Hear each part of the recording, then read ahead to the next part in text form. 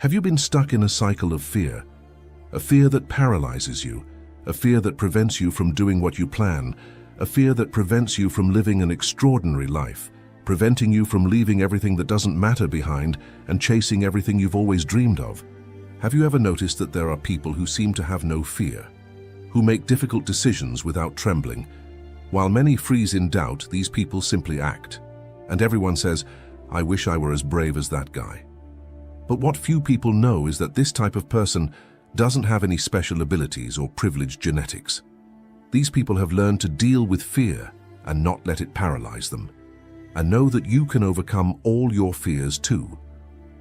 In feudal Japan, there was a group of warriors who turned fear into their greatest weapon. They didn't deny their fear. They didn't pretend to be brave. They understood something that modern science only discovered many years later. Fear is not your enemy. It's misdirected fuel. The system they created is called Bujinkan, and when you understand how it works, you realize you've spent your entire life fighting the wrong thing. But there's a problem. This system will require you to face uncomfortable truths, and most people would rather live in fear than face these discomforts. Before I show you the system that can destroy your fears, I invite you to subscribe to the channel, leave a like below and comment. What is the fear that paralyzes you the most in your life? This helps the channel reach more people, and I can also bring you increasingly better content. Thank you very much for your attention. Back to the video. Chapter 1. The Meeting. The story I'm going to tell you today involved a lawyer named James. He was a successful guy, with an apartment in an upscale neighborhood and a solid career. But he had a secret no one knew. He lived in paralyzing fear. Fear of public speaking, fear of confrontation, fear of disappointing people, fear of failure, fear of being exposed as a fraud. Every day he woke up with a tightness in his chest that wouldn't go away. A very curious case, you must think. How can a successful lawyer be afraid of confrontation? Strange, don't you agree? But James was this guy who was very afraid of making mistakes, and this fear drove him, but at the same time, it was consuming him inside. He compensated with hard work. The more fear he felt, the more hours he worked. The more insecure he became, the more results he sought. His colleagues thought he was ambitious. The truth, he was running away. Until the day the inevitable happened. A meeting with an important client. The room was full. All eyes were on him. And in the middle of the presentation, his voice broke. His hands began to shake. Cold sweat ran down his back. Total panic. He left the room, locked himself in the bathroom, and had his first real panic attack. There, sitting on the cold floor of a corporate bathroom, he understood. Either he destroyed his fear, or his fear would destroy him. That's when a friend mentioned a Bujinkan dojo that had just opened in the city. "It's not just fighting," the friend said. "It's about facing what paralyzes you." James didn't believe in martial arts. He thought it was just something you see in movies. But he was so desperate that he agreed to take a trial class. And it was in that first class that he heard something that changed everything. Chapter 2. The First Lesson. The dojo's sensei was a short, silent man in his 60s. He looked at James and asked, "Why are you here?" James began to give his rehearsed answer. "I want to learn self-defense, improve my physical fitness." The sensei raised his hand. "That's a lie. You're here because you're afraid, and you want me to take that fear away from you." James felt his blood run cold. How did this guy know? "I can't take away your fear," the sensei continued. "And if I could, you'd be even weaker. Fear isn't a flaw. It's information. You just haven't learned to read." And then he explained something that overturned all of James's beliefs about courage. In the Bujinkan, there is a principle called Kyojitsu Tenkan Ho, the art of transforming truth into illusion and illusion into truth. Ninjas understood that reality is not fixed. It changes based on where you place your attention. Your fear is telling you something true. There is danger. But your interpretation is an illusion. You think the danger is real when in fact it's only a possibility. Fear of public speaking isn't fear of speaking, the sensei said. It's fear of judgment. But judgment can't hurt you physically. Your body is reacting to an imaginary threat as if it were real. James had never thought of it that way. In feudal Japan, the sensei continued, a ninja faced real dangers every day, real swords, deadly falls. But he didn't freeze.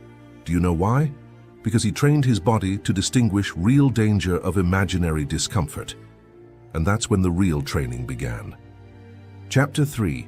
Fudoshin, the Unshakable Mind. The first thing the sensei taught wasn't punching or kicking, it was breathing.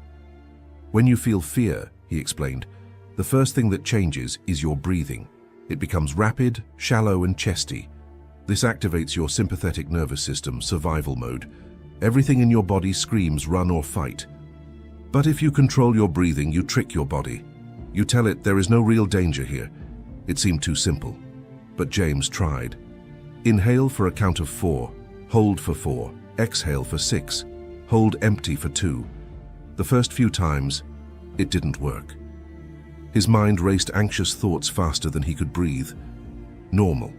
His brain had been programmed for that pattern for years. But the sensei didn't give up. You will repeat this 1,000 times, 2,000, 10,000, until when fear strikes, your body responds automatically with controlled breathing instead of panic. That's it, Fudoshin, the unshakable mind. It doesn't mean not feeling fear, it means that fear doesn't dictate your actions. A Zen monk once said, "The tree that does not bend in the storm breaks. The tree that bends survives." Fudoshin is not rigidity, it is conscious flexibility. James practiced. Every day before bed, every day when he woke up, in meetings, in traffic, in the elevator, controlled breathing. For the first few days, it seemed pointless. By the second week, something started to change. During a tense conversation with his boss, he felt the tightness in his chest begin. But instead of freezing, he breathed. 4 seconds in, 4 held, 6 out. The tightness eased.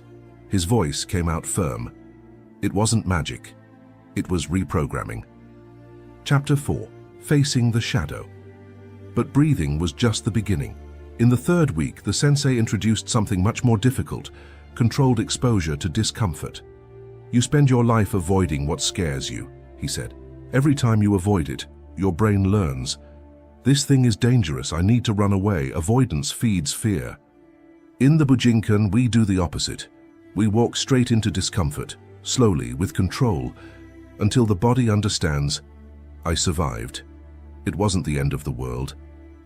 The exercise was simple but brutal. Stand still while someone simulated attacks around you, punches that stopped inches from your face, kicks that grazed you. Your instincts screamed to run, but the rule was, don't move, just breathe. The first time, James lasted 15 seconds before his body shook uncontrollably. The sensei stopped. Good, you felt the fear and didn't die. Tomorrow, 20 seconds. It seemed crazy, but there was science behind it. A Stanford University neuroscientist who has been studying fear responses for 18 years has discovered something revolutionary. When you repeatedly expose yourself to a stimulus that causes fear, but no actual harm is done, the amygdala, the brain's fear center, begins to recalibrate. It learns that the stimulus is not lethal. The fear response diminishes. This is exactly what ninjas did for centuries, without any knowledge of neuroscience. They trained in controlled danger situations until their bodies stopped reacting with panic. James continued, with each class, more exposure. With each week, less shaking. By the end of the second month, he could hold completely still while 3 people simulated simultaneous seizures. His heart raced, yes, but his mind remained clear. And then the transfer happened. Important meeting at work, difficult client, tense atmosphere. James felt the beginning of the old tightness in his chest, but instead of spiraling, something new happened. He breathed, 4 in, 4 holding, 6 out. And he thought, this is just discomfort. It's not real danger. I've survived worse in the dojo. His voice was firm. His hands didn't shake. He presented clearly. In the end, the client closed the deal. His colleagues thought he'd taken some medication. The truth? He'd reprogrammed his brain. But here the real test began. Because fear isn't just about external situations. The worst fear is within. Chapter 5. The Ninja Inner. You have two enemies, the sensei said in a class. The external enemy and the internal enemy. The external one you can see, predict, and train against. The internal one is more dangerous because it knows all your weaknesses. In the Bujinkan, there is a concept called Shingi Tai Ichi, mind, technique, and body as one. But before unifying, you need to confront the fragmented parts. James thought he was making good progress. Controlled breathing, check. Exposure to discomfort, check. But one night, the sensei asked a question that shattered everything. What's the one fear you never admit out loud? Silence. James felt something churn in his stomach. The fear you hide even from yourself, the sensei continued. That's what truly controls you. James knew exactly what it was, but he'd never voiced it. The fear of being inadequate, of not being enough, that if people really knew him, they'd leave. Speak, the sensei ordered. Taijin, I'm afraid I'm not good enough. The words came out in a choked voice. That everything I've achieved is luck, that at any moment they'll find out I'm a fraud. Saying it out loud was like opening an old wound, but something strange happened. It didn't hurt anymore. It was as if naming the fear took away its power. Good, the sensei said. Now you can fight him. While he was hiding, he was invincible. Now he's just another opponent. Chapter 6. The Mirror Technique. The next exercise was the hardest of all. The sensei asked James to write down all the stories he told himself based on fear. I'm not good enough. People will judge me. If I fail, I'll lose everything. I don't deserve success. Each limiting belief on paper. And then the instruction. Now question each one. Where is the actual evidence? Not the feeling, the evidence. James looked at the first one. I'm not good enough. Evidence in favor, none concrete. He had a degree, successful cases, satisfied clients. Evidence against plenty. Wait, he thought. This story I've believed for years doesn't have any basis in fact? Exactly, the sensei said. In the Bujinkan, we call this kyojutsu, truth and falsehood. You lived within a falsehood because you never stopped to investigate. The ninja questions everything, including his own beliefs. James spent the week deconstructing every fear, and he discovered something shocking. 90% of your fears were based on assumptions, not facts. Will people judge me? Maybe. But so what? Judgment isn't a real danger. If I fail, will I lose everything? Based on what? He had failed before and survived. Every fear, when exposed to the light of logic, withered. A cognitive psychologist at the University of Oxford, who has been studying mental biases for 15 years, explains, our primitive brain doesn't distinguish between real and perceived threat. It reacts in the same way. But when you consciously challenge catastrophic thinking, you activate the prefrontal cortex, the rational part of the brain, which can override the amygdala's fear response. Chapter 7. The Trial by Fire. 3 months of training. James was no longer the same person. He breathed differently. He thought differently. He acted differently. But the sensei knew that knowledge without proof is just theory. And in the Bujinkan, every student undergoes a final test before advancing. Face fear head-on without a safety net. Choose the situation that scares you the most, the sensei said, and make it happen. For James, it was clear. Public speaking, not in a small gathering, on a real stage, in front of hundreds of people. The old James would have made 1,000 excuses. But this new James understood. Either he proved to himself that the transformation was real, or he would be left wondering forever. He signed up to give a talk at a law event. The topic, Overcoming Professional Fear. Ironic. Weeks before the event, the old symptoms tried to return. The tightness in my chest, the catastrophic thoughts. What if I freeze on stage? What if everyone laughs at me? But now he had tools, breathing, questioning, gradual exposure. He rehearsed in front of the mirror, in front of friends, in the dojo in front of students. Each time a little less trembling. The day of the event arrived. Backstage, heart racing, hands sweating. The body was still reacting. After all, it was a real, perceived danger. Stage, lights, hundreds of judging eyes. But his mind was different. "This is discomfort," he repeated to himself. "It's not death. I trained for this." Breathing, 4 in, 4 holding, 6 out. They stepped onto the stage. Lights were in their eyes. Silence from the audience. The moment he had feared most in his life. And he began to speak. The first few sentences came out haltingly. Normal. He continued, his voice grew firmer, his hands stopped shaking, and somewhere in the middle of the lecture, something magical happened. He forgot he was afraid. I was so focused on the message that the fear just disappeared. It didn't go away, it just lost relevance. 35 minutes later, applause. People came up to me afterwards to say thank you. "Your talk touched me. I've needed to hear this for years." James left the event transformed, not because it was perfect, but because he proved to himself fear disappears when you stop running away. But here's what no one tells you about destroying your fears. It's not a one-time process. Fear doesn't disappear forever. It just stops controlling you. Chapter 8. The Eternal Warrior.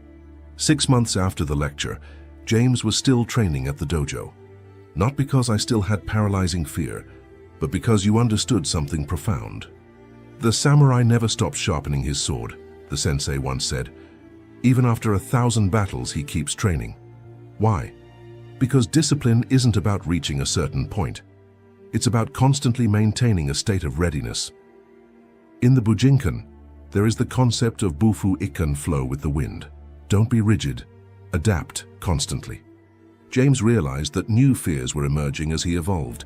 Fear of a serious relationship, fear of opening his own practice, different fears, same pattern, avoiding discomfort. But now, he had the system. He didn't have to fight a new war every time. He used the same tools. 1. Recognize fear without judgment. 2. Breathe to calm the nervous system. 3. Question the catastrophic narrative. 4. Expose yourself gradually to discomfort. 5. Prove to yourself who survived. Each new fear was just a variation of the same enemy, and he already knew how to defeat it. Chapter 9. The Truth About Courage. "Do you think courage is not being afraid?" the sensei asked in one of James's last classes. "That's not courage, it's insensitivity. Courage is feeling fear and acting anyway. It is seeing the danger, calculating the risk, and choosing to move forward. The coward runs away, the fool ignores it. The brave respect fear and act in spite of it." James finally understood. All those times you hated yourself for being afraid, it was because you were fighting something natural. Fear is part of the human experience. It will always be there. The point was never to eliminate fear. It was choosing what to do when he appears. In the Bujinkan, ninjas faced impossible missions: infiltrate castles, gather information on deadly enemies, survive in hostile territory. Were they afraid? Of course. But they trained so much that fear became just another factor in the situation, not the driver of decision-making. When you train correctly, the sensei explained, fear becomes your advantage. It keeps you alert, focused, prepared. While others freeze in fear, you use it as fuel. And here's the final secret that changes everything.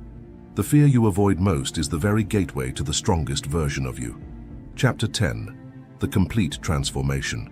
A year after joining the Bujinkan, James was literally no longer the same person. He opened his own practice, something he'd put off for years for fear of failure. He began a serious relationship, something he avoided for fear of vulnerability. He began giving lectures regularly, something that terrified him. Friends would say, "Man, you've completely changed. What happened?" He didn't talk about the dojo, not because it was a secret, but because I knew that real transformation can't be explained. It can only be experienced. The sensei said something in the last class that James never forgot. The Bujinkan doesn't teach you to fight enemies. It teaches you to dance with life. Fear, discomfort, uncertainty, they're all part of the dance. You just need to learn the steps. And the steps were simple, not easy, but simple. Breathe when the body wants to panic. Question when the mind creates imaginary catastrophes. Expose yourself to what scares you in controlled doses. Prove to yourself that you are stronger than you thought. Repeat until it becomes second nature. It's not about eliminating fear, it's about redesigning your relationship with it. When you do this, when this transformation is complete, you realize something profound. You spent your entire life running away from the only opponent that could make you stronger. Fear wasn't your enemy. It was your teacher, and you were skipping class. The question remains, are you ready to stop running away? Because destroying your fears doesn't mean becoming fearless. It means becoming someone who is no longer controlled by fear, someone who feels the tightness in their chest and acts anyway, someone who sees the abyss and jumps because they know they have wings. The Bujinkan system isn't about martial arts. It's about becoming unbreakable from within. It's about looking at your inner demons and saying, you're not in charge here anymore. And when you do that, when that transformation happens, people will look at you and think, how does he do that? And you will know the answer because you stopped fighting fear and learned to use it as fuel. The fear that paralyzes you today is the door to the freedom you seek. You just need to have the courage to walk through it. If this video changed the way you see fear, I invite you to subscribe to the channel and activate the bell so you don't miss future content. And tell me in the comments, which fear will you face first using what you learned here? Remember, courage is not the absence of fear, it is action despite fear. If you've watched this far, thank you very much for your attention and for having the courage to face your truths. Until the next video.